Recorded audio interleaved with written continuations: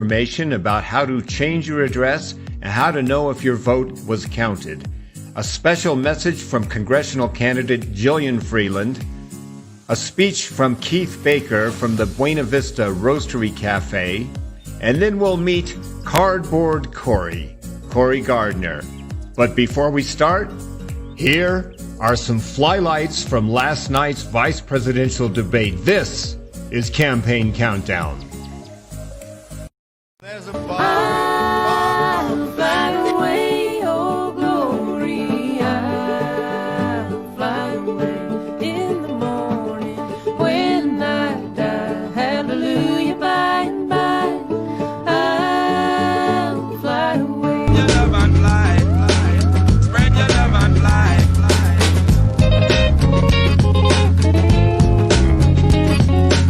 Spread your love and fly. I believe I can fly. I believe I can touch the sky.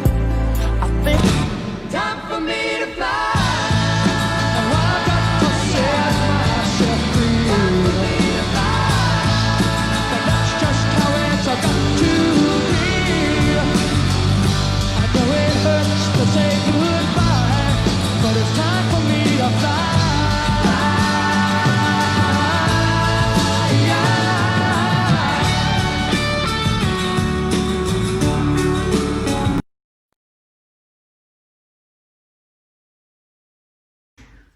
Okay, here we are, back in the bunker, doing some Pam-splaining. So, Pam, I'm about, a week or two out from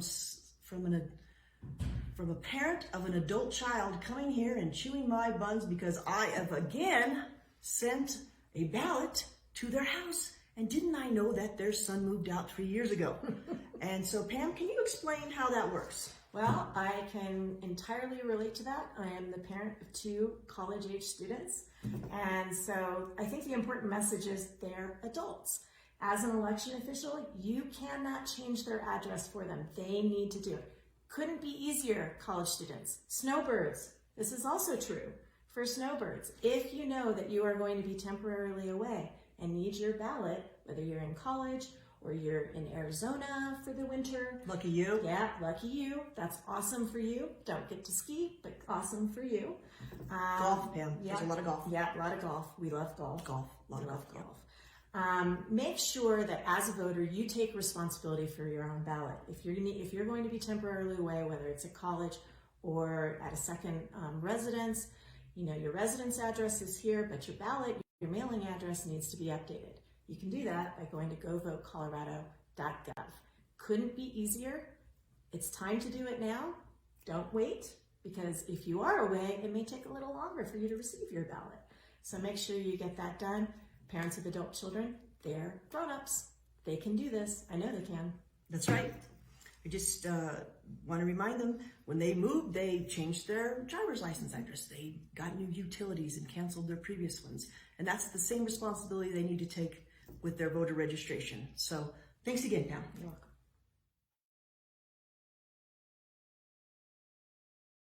Okay, here we are, election bunker. Pam, I'd like to ask you to Pam-splain, how do I know my vote counted?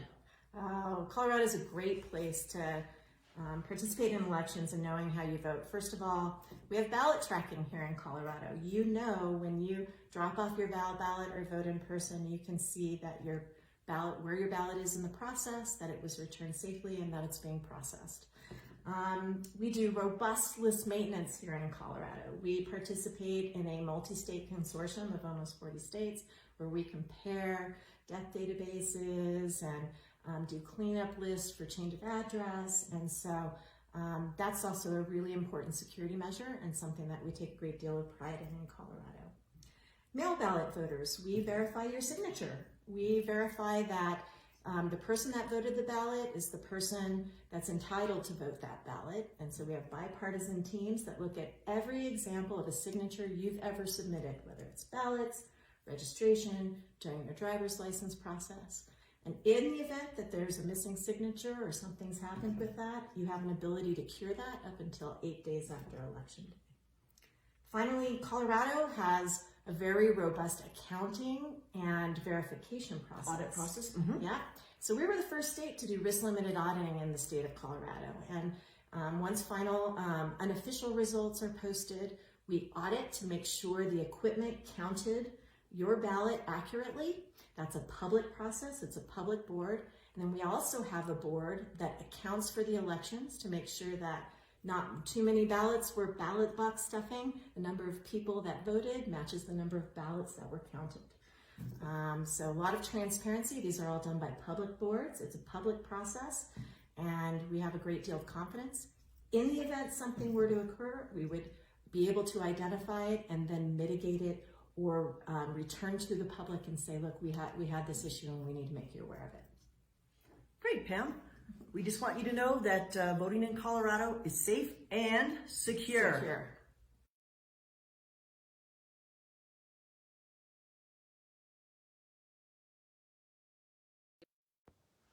Hey everybody, Jillian Freeland here, healthcare provider running for the U.S. House in Colorado's 5th District.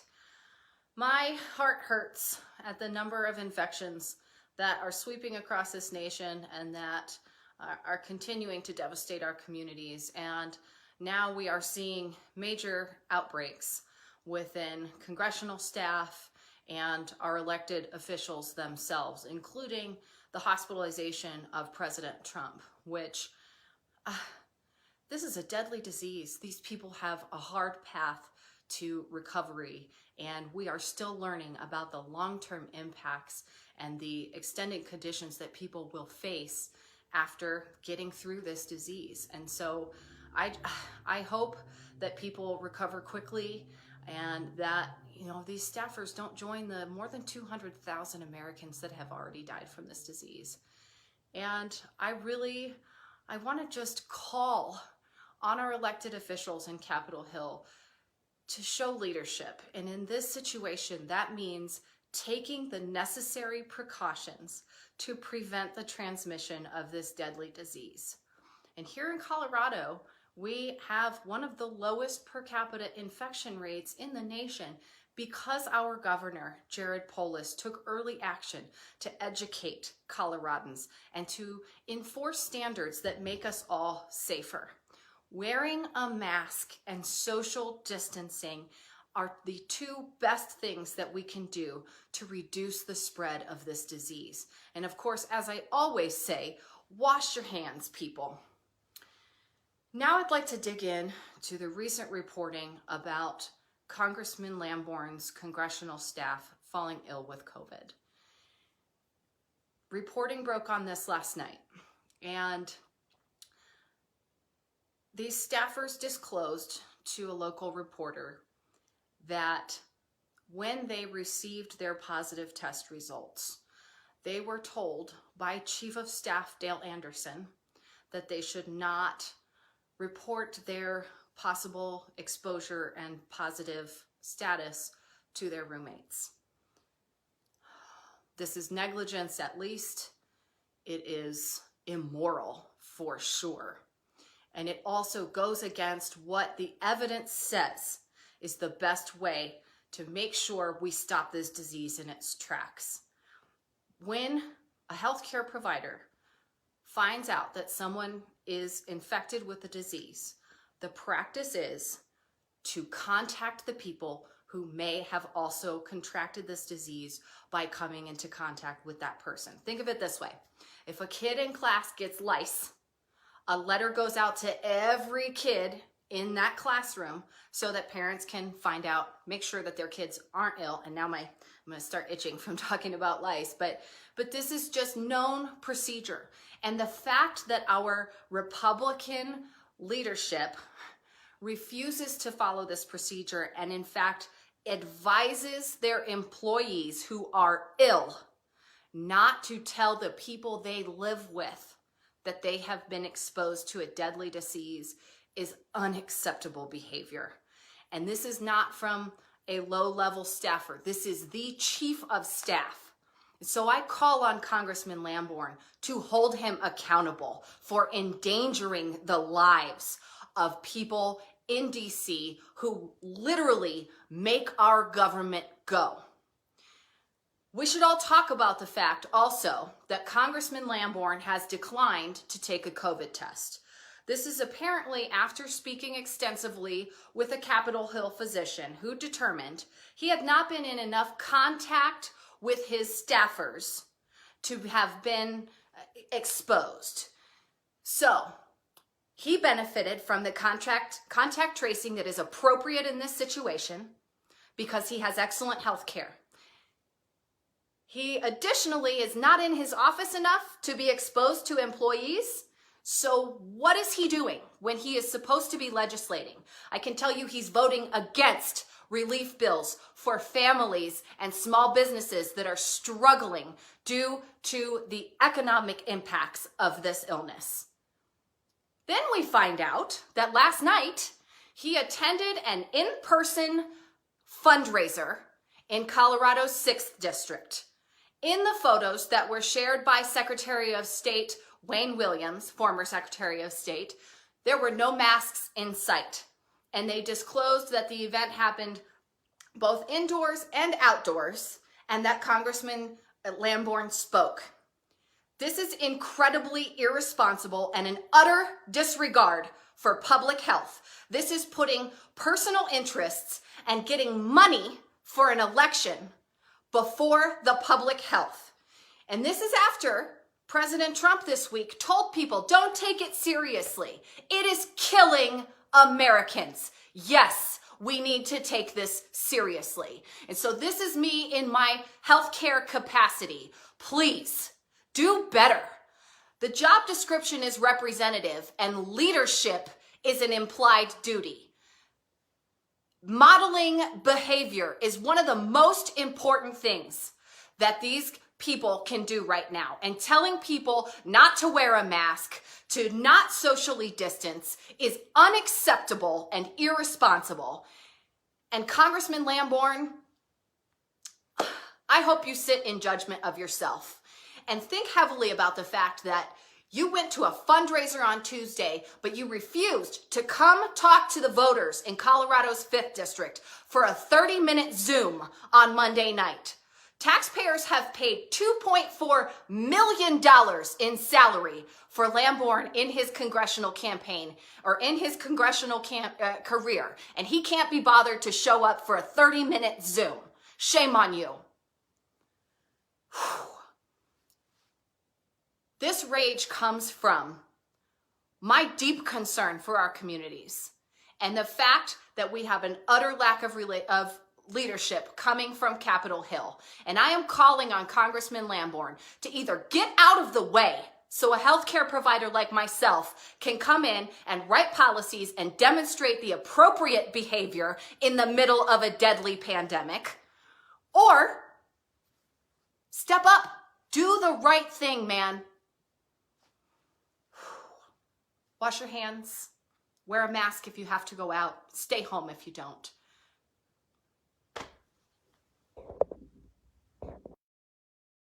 My name is Keith Baker, and I am running for re-election to the District 1 seat of the Chaffee County Commission. And the reason that I'm running, what I want to do is solidify a lot of the gains that we have made over the past 3.5 years, and to continue to instill in the county the collaborative and cooperative spirit that we've established with the municipalities and the county. And that's the kind of spirit that's allowed us to do things like develop the Chaffee County Community Foundation, develop Chaffee Common Ground, which helps preserve agricultural lands. It helps preserve our forests. Someday we'll be working on a comprehensive watershed health program. And it also helps us work on recreation and balance and keep our trailheads and some of these other things clean, some of our public lands clean. I want to continue to work on projects like our Marijuana Excise Tax Advisory Board, which has been a great boon to our community, and allocate some funds to different causes here in the county. One thing that we need to do right now, we're on the cusp of enacting our first comprehensive plan update in over 20 years. And we certainly need to do that. And then once that's done, we need to start working on updating our land use code so that it closely meshes with that comprehensive plan. We also need to work with our municipalities so that there are plans and visions in place for what goes on the perimeters of the municipalities. The municipalities have a vested interest in what happens in the county, and that is an element of cooperation and collaboration that we certainly need to explore. I want to continue things like adequately compensating our sheriff's department and EMS personnel and helping them with training programs that help them do their jobs better and help keep them safe on the job. Those are things that I want to do. And I want to listen to you. And as I put on my Facebook page, there are 3 key ways to get in touch with me in order of preference. The first way is call my cell phone. As long as it's a reasonable hour, and as long as I'm not in a meeting, I'll answer it. If I don't answer it, leave a message and I'll get back to you. That's the most certain way to get in touch with me. And I'll give you the number right now if you can write it down. If you can't, it's on my Facebook page and it's everywhere else. It's 719-963-4164. And you can text me on that number too. And if you didn't get it, you can ask me after this is over and we'll talk about it. The second way is email me at kbaker@chaffeycounty.org. Now, with the volume of emails we receive and the fact that the commissioners don't have dedicated admin support, sometimes I'll miss one. Sometimes it'll get pushed down below the bottom edge of my screen, and I'll want to answer it. I'll see it when it comes in. I'll say, I need to answer this. This is an important thing, and I want to get back to it, but it gets pushed down there, and I miss it.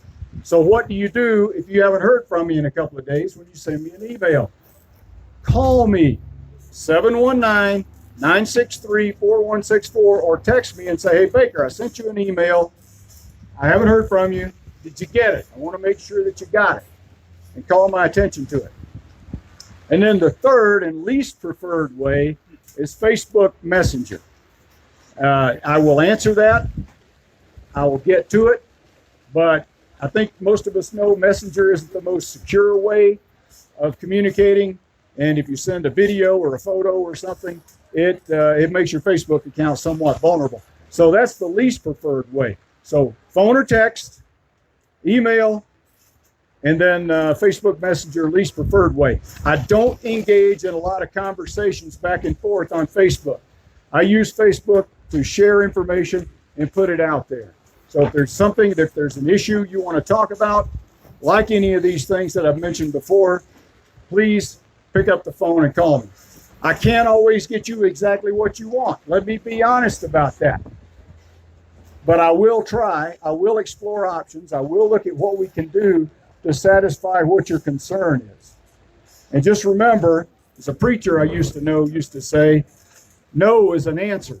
And sometimes what you're asking for just plain can't be done, and at least I'm honest about that. Under the law, there's limits to what we can do. My name is Keith Baker. I want to be reelected. I ask you for your vote in November. A vote is a terrible thing to waste. Thank you.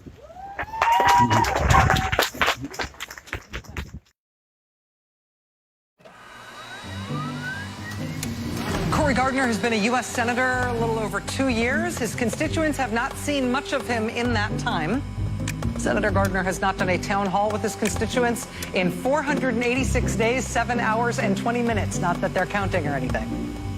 That is being mocked by some Coloradans who are holding their own meetings with a cardboard cutout of the senator.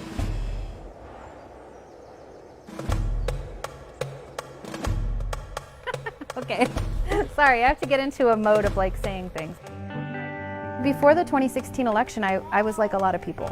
You know, I paid attention to the news, I voted, I cared about stuff, but I was busy with a job and kids.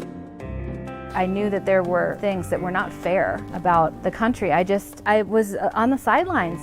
Then Trump happened. We're going to win so much that the people of Colorado are going to be sick You of call winning. women you don't like fat pigs. You called Mexicans rapists. Oh, I don't know what I said. I don't remember. Actually, the AP now projecting Donald Trump has won. A complete earthquake just came out of nowhere. What the? This morning you finally woke up from a coma well, you might want to go back. President of the United Watching that unfold was immensely shocking. And it just got worse from there. I had in my mind this voice just saying, what are you going to do? What are you going to do? As just little old me in Colorado, I felt helpless to do anything about the President of the United States. But Trump is not doing this alone. There are lots of people enabling him, protecting him, voting with him. So one morning, I was a bit angry and frustrated, and I just started researching Trump's backers. And I came across this guy, Cory Gardner. And I'm like, hey, that's my senator. Colorado did not vote for Trump. His agenda is not popular here. But on this list of all the senators in the country, the one who was the most out of step with his home state, voting with Trump almost all the time, was Cory Gardner. Gardner was a Republican who squeaked into office by running as a moderate. So what's a Republican, like me, doing at a wind farm? He talked about all these cute things like bipartisanship, country over party. When my party is wrong, I'll say it. He called himself a different kind of Republican. Who says Republicans don't believe in science? He was reaching out. Soy Cory Gardner y apruebo este mensaje. He was kind of pro-choice or whatever. I believe the pill ought to be available over the counter. He just seemed like a nice, fun-loving guy. Or at least he was trying really, really hard to seem like it.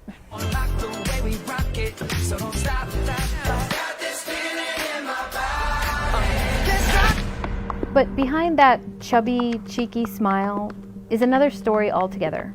You see, the thing that Cory Gardner really seems to care about is raising money from special interests. In an exclusive seaside resort, Gardner appeared to offer special interests lots of face time. From big pharma, from oil and gas companies. And this guy is one of the biggest recipients of cash from the gun lobby. The NRA gave his campaign more than $3 million. School shooter.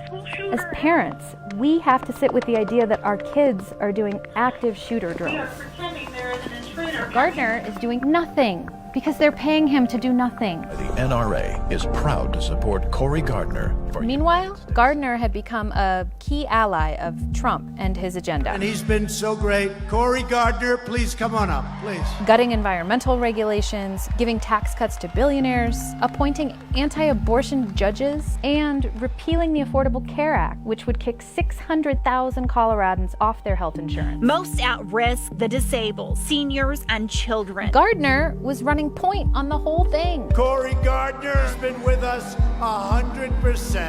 There was no waiver. What the heck happened to bipartisanship, Cory? We will fight against the socialist tides across this country, and the Democrats are trying. All right, so American Citizenship 101. If your senator is completely out of step with what you believe, you call them. And I must have called that office 2,000 times. Hi, this is Cory Gardner. And I would just get his machine, but that's it. You never hear anything back. He never responds. So then I learned that the Senate was going into recess. And I thought, great, he'll come back to Colorado and hold a town hall like senators do.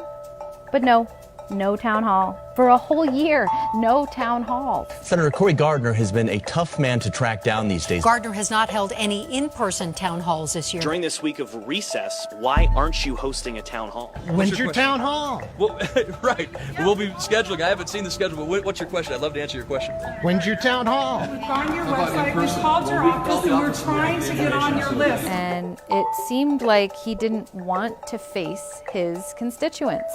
So a group of us started organizing. We created a Facebook page. For many in our country, the past year was a wake-up call, and they do not intend to sleep on democracy again. We protested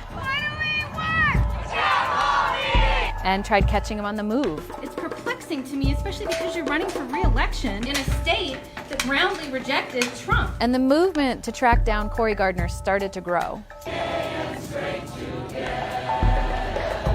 And as healthcare repeal was building momentum in Congress, a group of people with disabilities occupied his offices for days. We tried to get his attention any way we could. And after everything, he just went on television and called us paid protesters. And so that clearly was a paid effort. None of us are getting paid for this. I'm a librarian. Senator Gardner had broken so many promises. He was pushing through policies against our interests, and nobody could talk to him or meet with him or have any idea whether he was even listening. Something had to give. So we had this idea. There are plenty of chairs on the right. We'll hold our own town hall with this cardboard cutout of the senator, and people can ask him questions. 1,600 people showed up. And we were like, whoa. Welcome, everyone.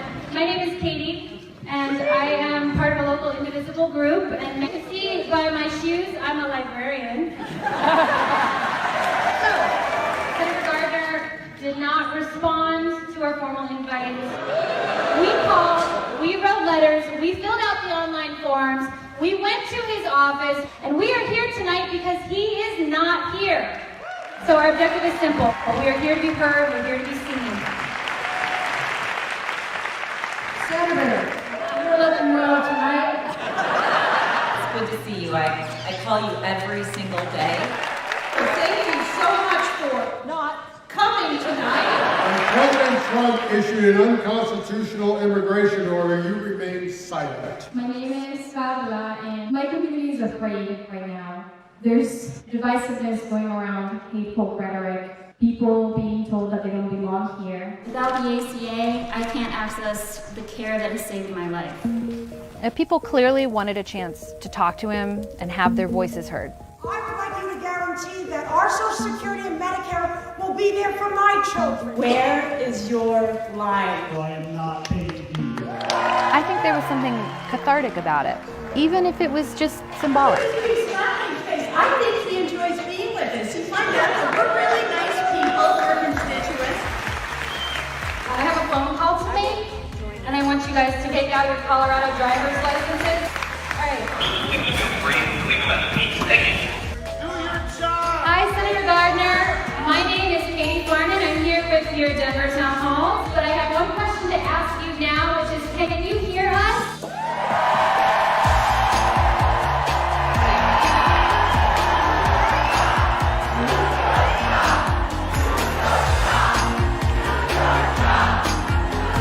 Don't give up. You know what makes America great.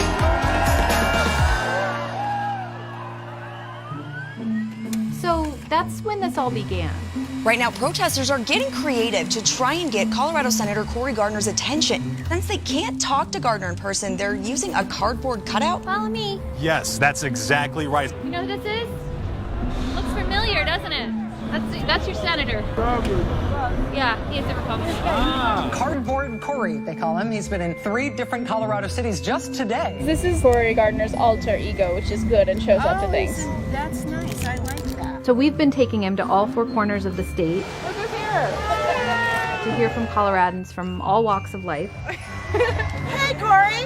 Hello, Cory. Good to see you. Oh, I'm too tall, aren't I? Hello, Senator Gardner. Cory. I made so many phone calls to you, Cory. It's good that you came to Montrose. I appreciate your making time. And it turns out Coloradans have a lot of questions. Senator Gardner, where are you? Seriously, dude, where have you been, brother? Do you even like Colorado? We haven't seen you in a really long time. Hey, Cory Gardner, my question to you all is if you will actually stand up against the Trump administration. They had really big things they wanted to talk about. You say you believe in science, but then you vote time after time against the climate crisis. And really specific things. I've got a question for you about the Renewable Electricity Standard Act. And a lot of folks just wanted the chance to tell their stories. I've been fighting for democracy my entire life. About how his policies are affecting their lives.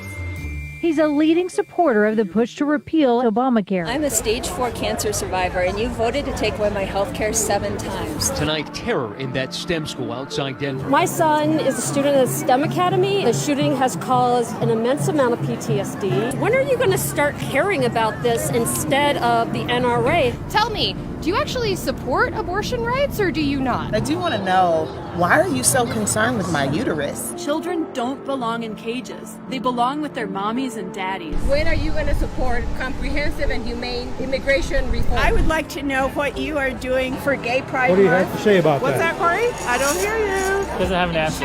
Living in poverty about vaccinations. The moment that you lost your mind, What's the life of my 10-year-old granddaughter? I'd like to know if you're smiling with your job. Where are you? Senator, I want to ask you, is the pressure at all getting to you? You have a lot of power. Years from now, we're going to be reading about this in history books, and you want to be the voice that says, I stood up to this, I did something about it. You don't want your grandchildren to ask you, when you were in power, what did you do to stop this? What did you do to change this? And for your answer to be nothing. You know, it's just a basic ideal of representative democracy. Elected officials can't represent people they don't talk to. Even if you don't agree with them, it's still the minimum you owe your constituents. Just show up. Be there. You know, people deserve to have their voices heard. Cory Gardner does not represent Colorado because he represents special interests. Money first, people last.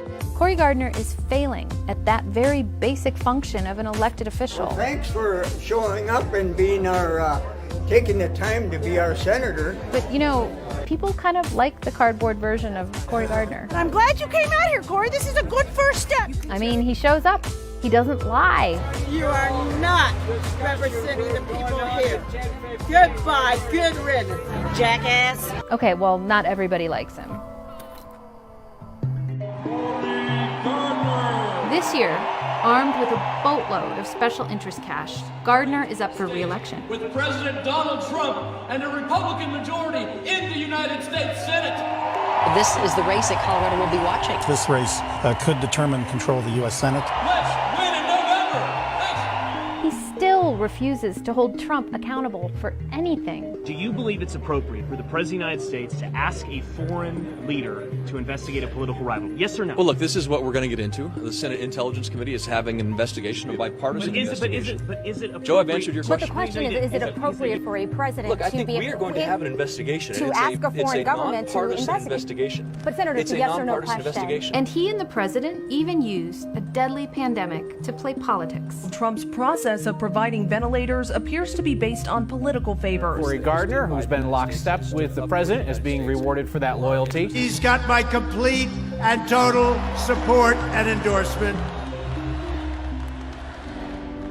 No matter what happens in 2020, this has been an amazing experience for our little team. We have a bond now that is so strong because the stakes feel so high. This guy changed my life. We are family. We are chosen family, and we get stuff done together, we celebrate, and then we keep moving. Being quietly disgusted, feeling powerless, everyone feels like that sometimes. But at least for me, it's motivation, and I'm not alone. That is how we are going to make real change. When community voice and community people are at the table to speak for ourselves. We know real change happens from the grassroots, bottom up, right? It's about organizing, protesting, making calls, knocking doors, and getting out the vote. Siding with Trump means siding with hate and racism. Putting people in the center that are directly affected. It's time for us to take action. By Trump, by Gardner. It shouldn't take a Twitter hashtag for you to show up for black people. And building a community around that, inspiring others to join us. Let him hear your message. Let's get it to him.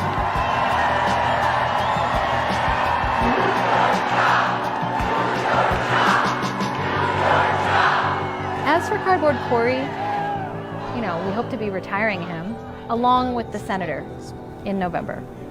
But we're gonna miss you, buddy. It's okay, we'll find him a good home.